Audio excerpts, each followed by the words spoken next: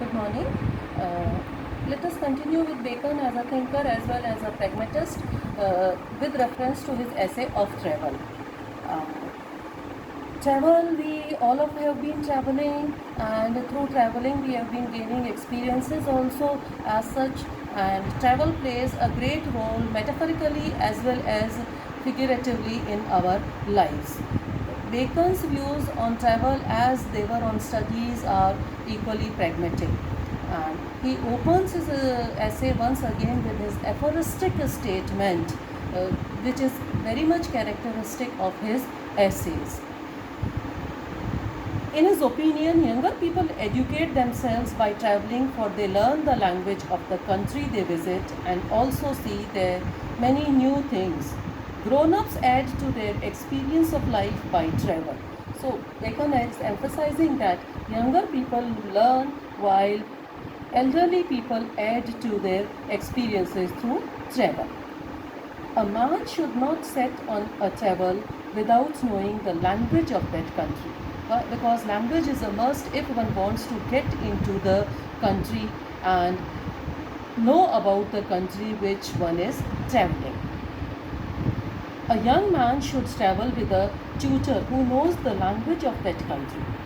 Otherwise, in the foreign country they visit, they would be like hawks whose eyes are covered with a hood. That is, they won't be able to understand anything about that country, and they won't be able to garner or earn any experiences from the place which they are traveling, because language is elementary and primary necessity if we are traveling a country which is unknown to us. Language gives us an entry into that space which we are traveling.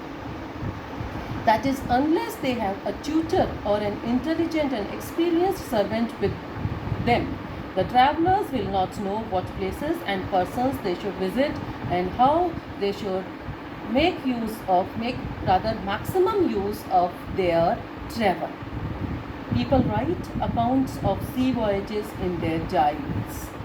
Though on a sea voyage we hardly see anything beyond water and the sky. So Bacon has emphasized here the significance of keeping diaries during the travel, because diaries gives us a chance to write our experiences which we can refer to later on while we are writing about our experiences, or whenever we want to share those experiences with the world at large. It is by chance only that we see something interesting on a sea voyage. For mostly we see the sky above and the sea around us. But on a journey by land we are sure to come across many new and interesting things, provided our eyes are open and we are in a mood to observe things. Observation is must while traveling, because your keen observation will help you to equip yourself with the knowledge of the place where we are traveling and what we should see and how we should gather that knowledge about the place. Because our travel is in a sense a treasury for our knowledge. Still, we like to keep the record of a sea journey in our diary, but we keep no such record of a journey by land. Whereas, contrastingly, land journey gives us many things to observe and experience. It means that we care more for the things which casually appear before us than for those which we can observe every minute around us. Land is there with us every minute, whereas during sea journeys we get rarest opportunities to come in contact with those spaces at sea which are alien to us. In the course of his travel, a person can be able to have the closer view of the courts, judiciary, religious concerts and religion, monuments of great persons, walls and fortifications, harbours, ruins and antiquities, libraries and colleges, parliament, shipping and navy, building and gardens,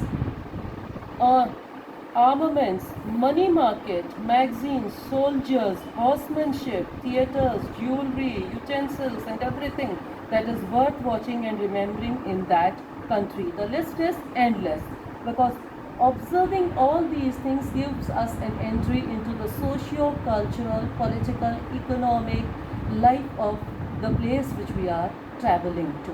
And it again adds to our experiences as well as our knowledge.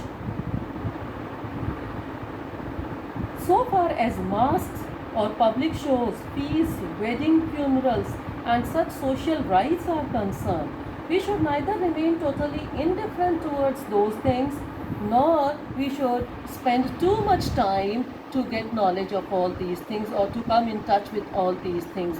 We have to manage our time, and accordingly we should balance between what to see and what we can skip, or we can give a little time, spare a little time to those things, so that we can have an idea about those traditions and cultural things, and rather than spending too much time on them, we can enlarge our expansion, because that expansion, enlarging that expansion will give us a chance to be in contact with many more people and many more places, and that means enriching our experience a little more. Next to that, I would like to point out that public shows, feasts, weddings, funerals, and such social rites are concerned, as far as these things are concerned, people should neither remain totally indifferent towards them, nor he should or she should starve for such things.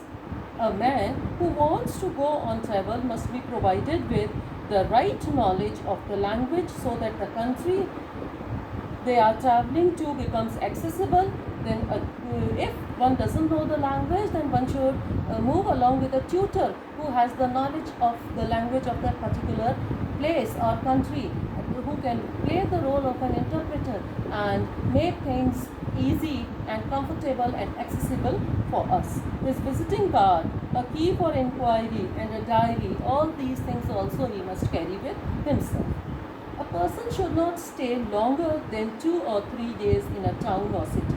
Moreover, by frequently changing his lodging from one place of the city to the other, he or she will make a number of acquaintances in that city.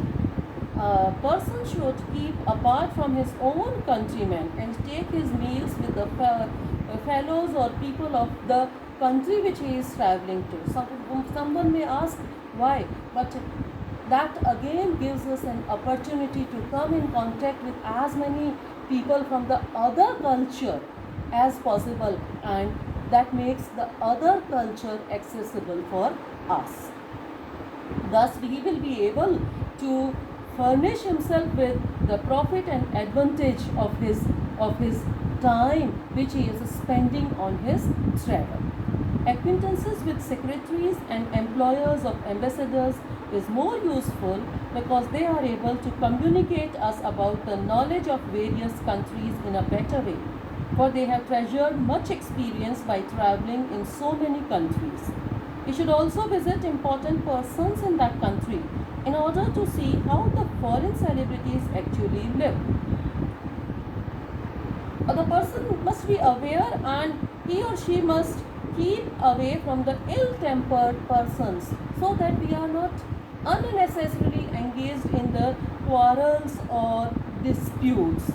A traveler must not forget the people and acquaintances of foreign lands once he is back to his country. He or she should maintain correspondence with them. Young men of Bacon's time were very fond of adopting foreign fashions in attire or dress and manners, and that is why Bacon has warned us in a very pragmatic manner not to 100% adopt the foreign manners. Rather, one should be very, very practical and elective in adopting and moving on with the foreign manners or ways of life.